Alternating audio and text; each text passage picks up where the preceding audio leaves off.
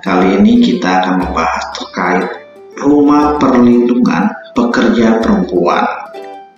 Nah, pada sesi ini kita akan membahas dalam bentuk sesi tanya jawab. Yuk teman-teman, kita belajar bareng bersama saya Budi di Rewata Channel.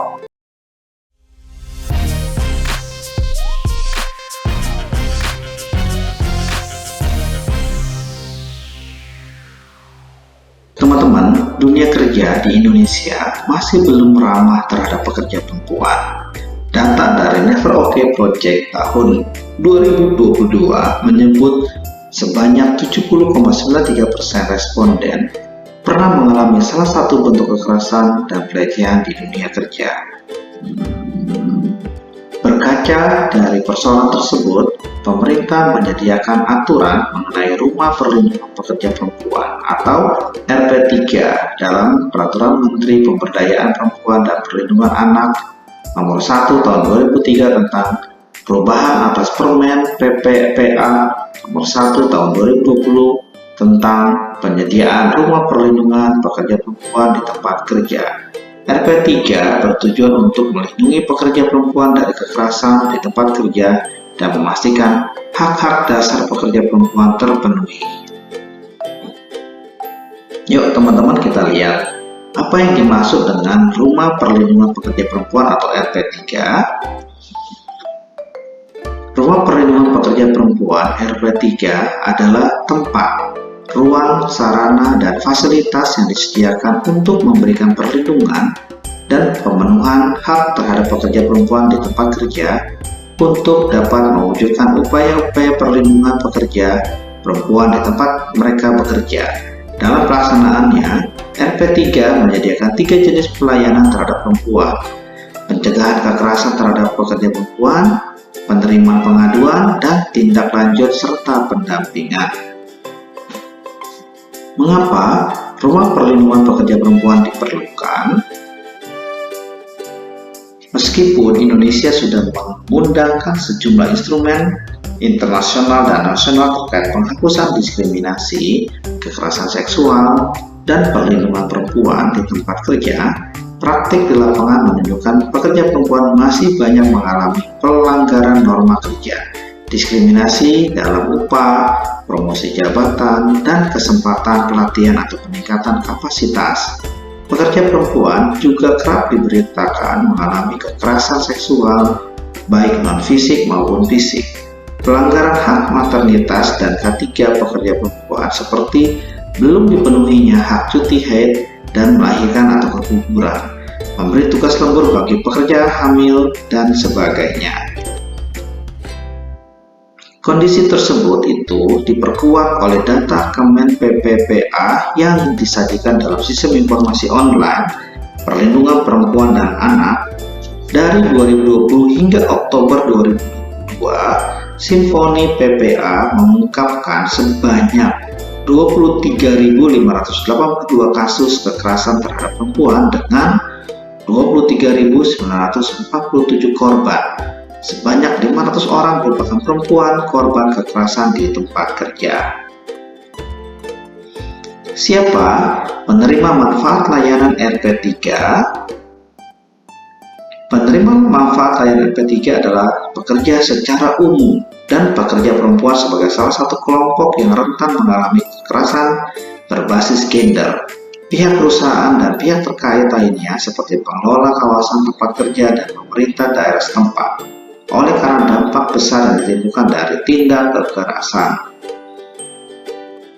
Antara lain, dampak bagi korban atau pekerja yang pertama adalah mengalami sakit secara fisik dan mempengaruhi performa kerja.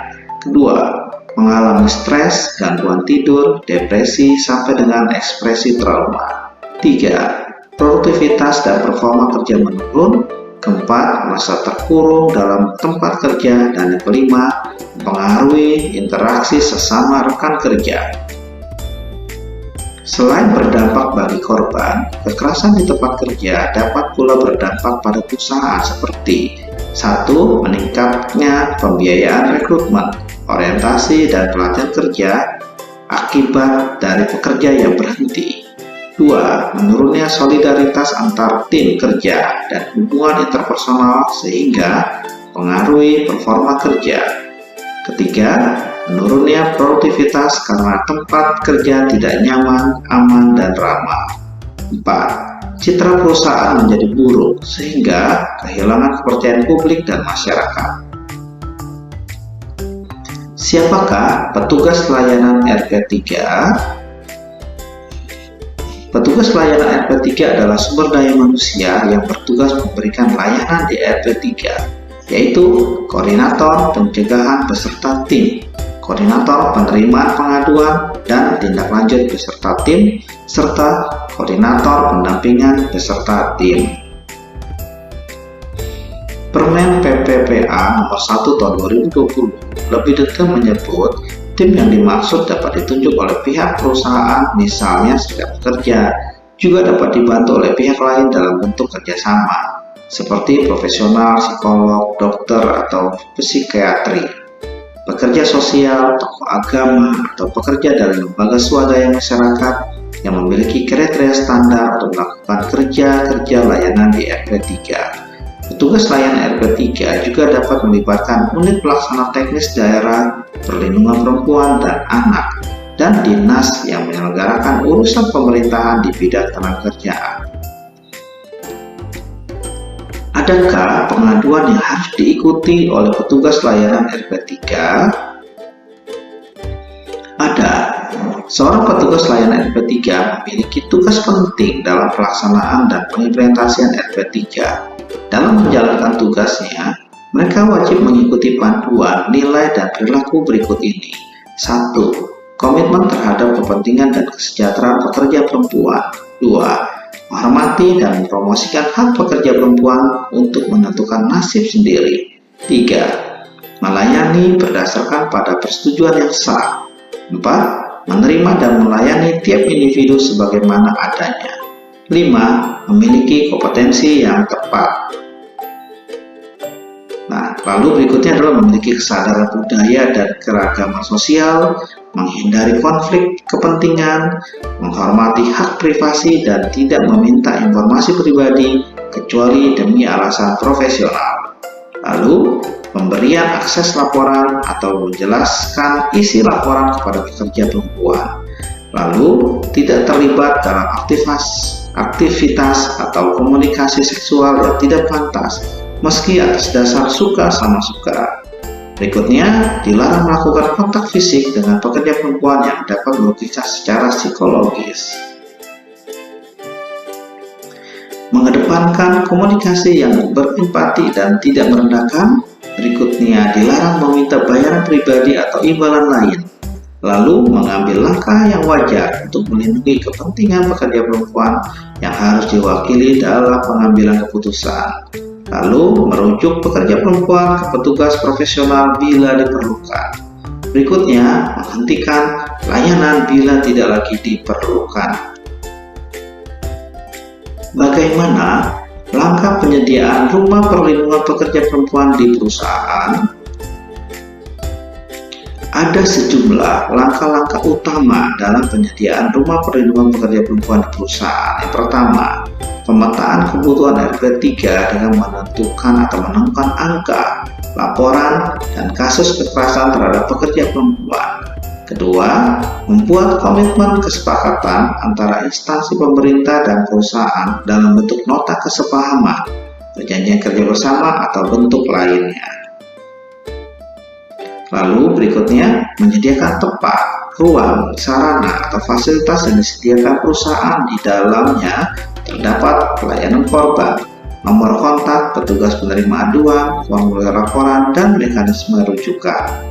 Lalu, berkoordinasi dengan organisasi perangkat daerah yang membidangi urusan pemberdayaan perempuan bersama seluruh pemangku kepentingan dalam bentuk pertemuan berkala, fokus group discussion, dan sinergi program dan kebijakan perlindungan serta pekerja perempuan. Lalu, memiliki petugas RP3 yang berasal dari pihak perusahaan, serikat pekerja, atau dan UPTD PPA.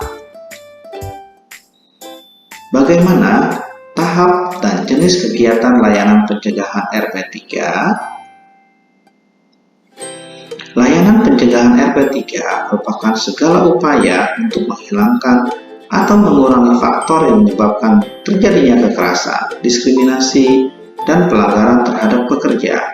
Upaya yang dilakukan yaitu dengan berbagai strategi komunikasi, informasi, dan edukasi serta advokasi kebijakan mengenai pemenuhan hak-hak pekerja, terutama pekerja perempuan serta perusahaan, pengelola kawasan industri, dan pemerintah daerah. Dalam penerapannya, kegiatan layanan pencegahan terdiri dari 5 tahapan, yaitu yang pertama, asesmen situasi dan pemetaan khusus. Tahapan ini dilakukan untuk mengungkap kasus kekerasan yang terjadi, pelaku, jenis kekerasan, besaran dan tingkat kasusnya. Selain itu, pemetaan materi yang diperlukan dalam kegiatan pencegahan dan pihak mana yang menjadi sasaran utama dalam kegiatan pencegahan. Kedua, penyusunan strategi pencegahan. Setelah pemetaan kasus kekerasan, RP3 merancang strategi pencegahan yang sesuai dengan kondisi yang terjadi. Di tahap ini, perlibatan pekerja perempuan dan serikat pekerja menjadi sangat penting. Ketiga, penyusunan materi atau kegiatan pencegahan. Strategi pada kelanjutannya akan ditetapkan dalam kegiatan atau materi pencegahan yang tepat sasaran.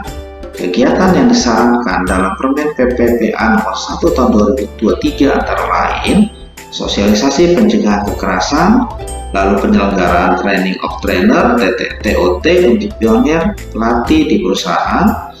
Berikutnya adalah menyusun media atau materi edukasi dan informasi. Berikutnya menyelenggarakan diskusi kelompok pekerja terutama pekerja perempuan untuk membentuk lingkaran aman di tempat kerja dan menyelenggarakan pertemuan koordinasi RP3 antara perusahaan, pemerintah daerah, dan serikat pekerja. Berikutnya adalah yang keempat, pelaksanaan kegiatan pencegahan. RP3 melaksanakan kegiatan pencegahan yang telah disusun sesuai rencana kegiatan. Kelima, pemantauan dan evaluasi kegiatan pencegahan. Setelah kegiatan terlaksana, RP3 memantau dan mengevaluasi kegiatan tersebut untuk mengetahui efektivitas dan dampaknya bagi sasaran pencegahan. Bagaimana tahap dan prosedur layanan penerimaan pengaduan dan tindak lanjut RP3? Layanan penerimaan pengaduan dan tindak lanjut merupakan fungsi penerimaan laporan atas kasus pekerja, terutama pekerja perempuan, baik langsung maupun tidak langsung yang diterima oleh RP3 yang diberikan pada tahap awal dari keseluruhan komponen layanan kepada perempuan dan anak. Layanan ini juga untuk memenuhi hak dan pekerja perempuan dengan cara penyediaan, rujukan, dan pelimpahan kasus melalui kerjasama, advokasi, dan membangun jejaring dengan penyelenggara layanan perlindungan perempuan lainnya.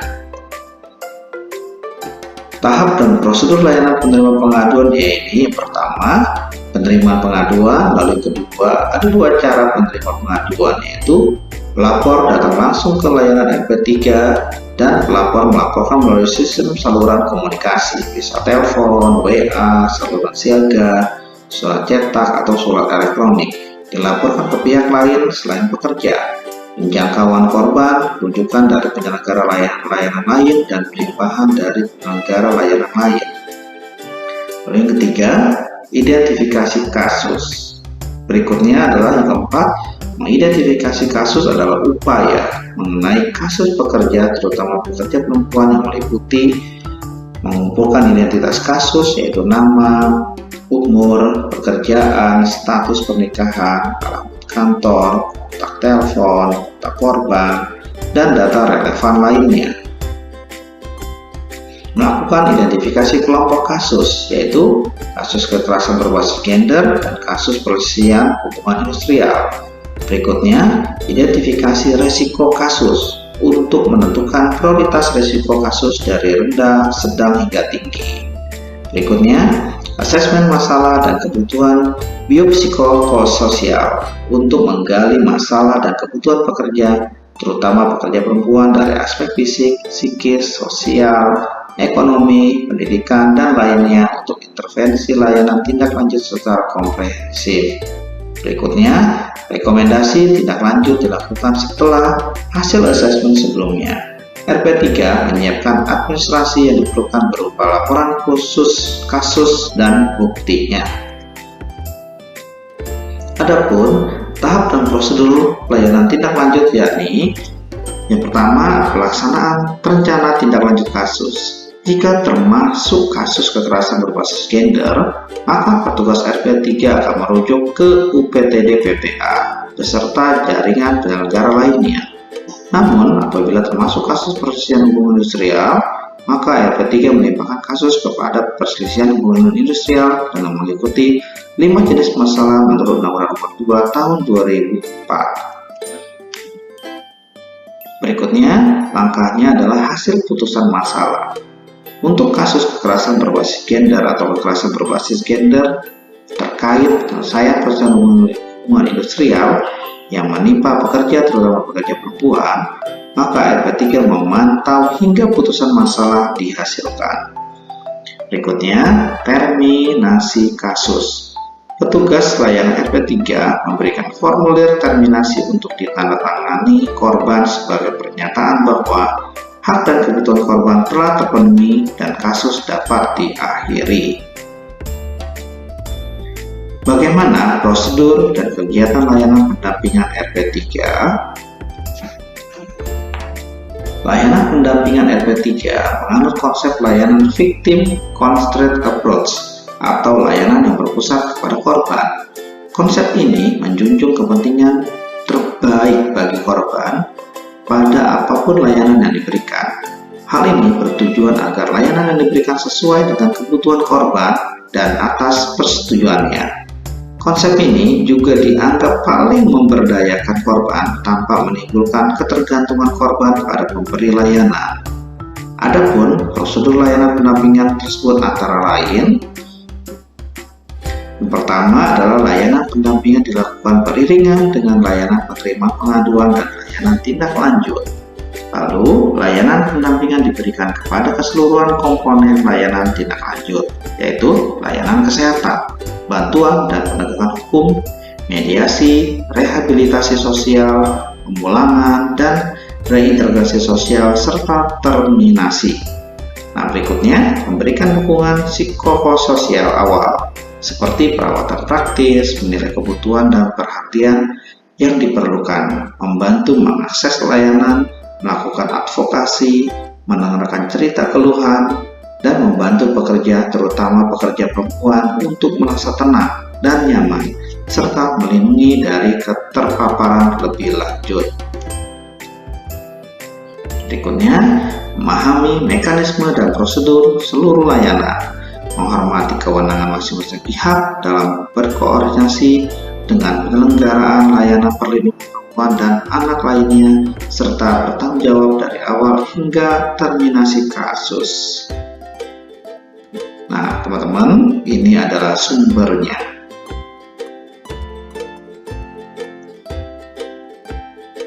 Oke, teman-teman, sampai di sini dulu waktu kita untuk belajar bareng. Semoga ini semua bermanfaat bagi kita semua. Oke, sampai jumpa lagi di sesi berikutnya bersama saya Budi di Rewata Channel. Terima kasih.